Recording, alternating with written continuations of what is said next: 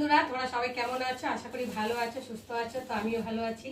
মৌসুমি official চ্যানেলে তোমাদের সবাইকে স্বাগত জানিয়ে আজকে চলে এলাম আবার রান্না করতে। তো রান্নার আগে দেখো লঙ্কা এনেছে তোমাদের দাদা ভাই গতকালকে, আর লঙ্কাগুলো দেখো কত পেকে গেছে। আর এখন গরমের সময় তো লঙ্কা মানে থাকে না, পেকে যায়, শুকিয়ে শুকিয়ে যায়। তো এগুলোকে বোটা ছাড়িয়ে ছাড়িয়ে রাখবো। আর চলো এদিকে রান্না বসিয়েছে, এদিকে ভাত হচ্ছে। এই যে ভাত ফুটে গেছে, ভাত ফ্যান ঝাড়বো। আর এখন এই যে তাওয়া বসিয়েছি, তাওয়াতে তেল দেব।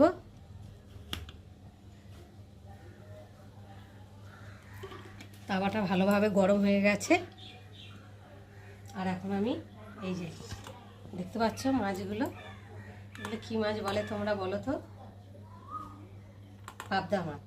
তো পাবদা মাছ দিয়ে আর আলু দিয়ে ঝোল হবে, আর কমলি শাক ভাজা হবে, আর ওখানটা আলু পটল দিয়ে একটা তরকারি করবো কালো জিরে ফোড়ন দিয়ে। আর এখানে এই যে মশলা করে নিয়েছি, আর মাছে হালকা রান্না করবো, বেশি মশলা টশলা দেবো না। তো চলো এখন তেলটা তাওয়াটা ভালোভাবে গরম হয়ে গেছে, আর একে একে আমি এই যে মাছগুলো দিয়ে ভেজে নেব।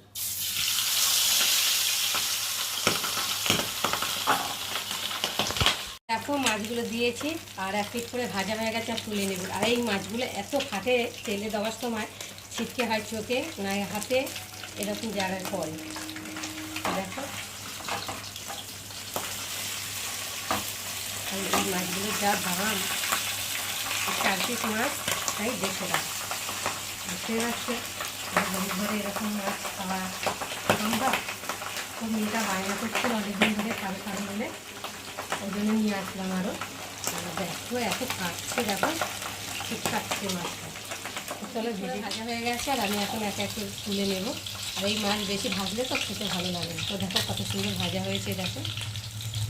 আর মাছগুলো দেখো কতটা লম্বা আর বড় বড়, ওই জন্য দামটা বেশি নিয়েছে।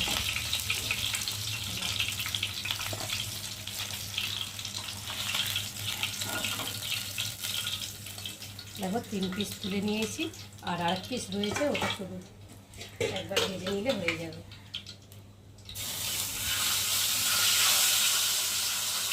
হয়ে গেছে। আর তার মধ্যে যে তেলটা ছিল সে তেলটা কড়ার মধ্যে দিয়েছি, কড়াটা গরম হয়ে গেছে, আর একটু তেল দিয়েছি, দিয়ে গরম হয়ে গেছে।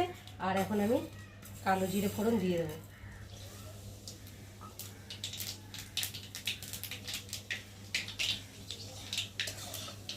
কালো জিরেটা হালকা করে একটু ভেজে নেব, খুব একটা ভাজলে তেতো হয়ে যাবে। আর এখন এই যে কেটে রাখা আলু দিয়ে ভেজে নেব।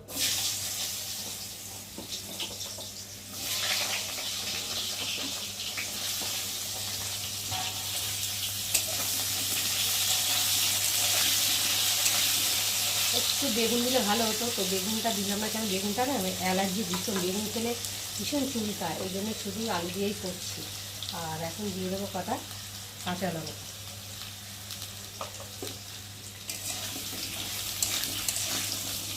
দিয়ে আলুটা একটু ভালো করে লাল লাল করে একটু ভেজে নেব। দেখো আলুগুলো লাল লাল করে ভাজা হয়ে গেছে, আর এখন আমি স্বাদ মতো নুন দিয়ে দেব, আর দিয়ে দেবো হলুদ গুঁড়ো, আর দিয়ে দেবো একটু জিরে গুঁড়ো।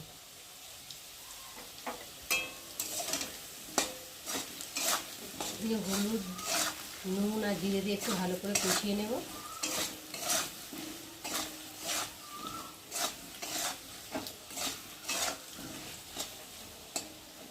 তো চলো একটু হয়ে গেছে ভালোভাবে, আর দেখো তেলও ছেড়ে দিয়েছে কি সুন্দর, আর আলুগুলো কত সুন্দর ভাজা হয়েছে দেখো।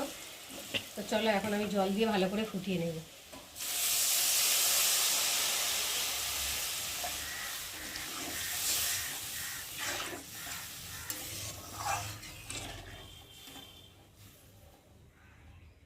চলো এবার ঢাকাটাকে খুলে দেখি। তো দেখো ঝোলটা কত সুন্দর লাগছে, আর ফুটছে কত সুন্দর। আর দেখি আলুটা সেদ্ধ হয়ে গেছে কিনা। হ্যাঁ, অনেকটাই সেদ্ধ হয়ে গেছে আলুটা। আর কালারটা দেখো, গুঁড়ো লঙ্কা দিইনি, যেহেতু গুঁড়ো লঙ্কা খাওয়া আমাদের বারণ, ওই জন্যে কাঁচা লঙ্কা দিই। আর এই মাছটা কাঁচা লঙ্কা দিয়ে করলেই ভালো লাগে, গুঁড়ো লঙ্কা দিলে অত ভালো লাগে না।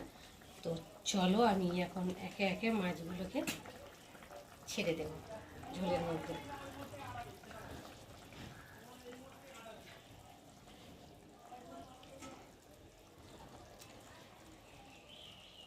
ঝোলের মধ্যে ছেড়ে দিলাম, আর একটু ঝোলের মধ্যে ডুবিয়ে দিই মাছগুলো,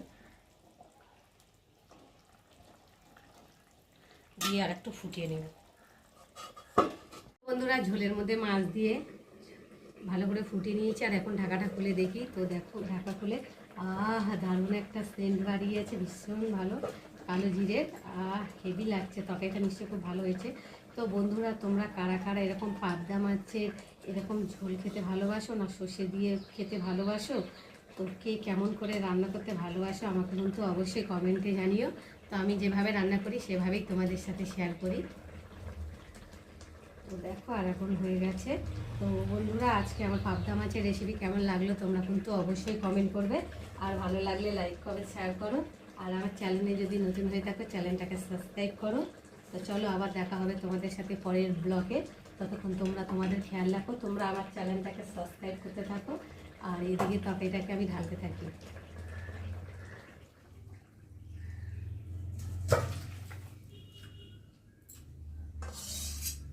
একটু ঝোল ঝোল মতো রাখো, আমার মেয়ে তো আবার ঝোল ঝোল ছাড়া খাবে না।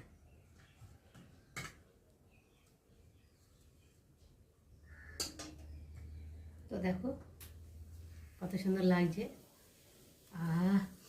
খুব সুন্দর হয়েছে। তো বন্ধুরা, তোমরা যদি খেতে চাও তো চলে আসতে পারো।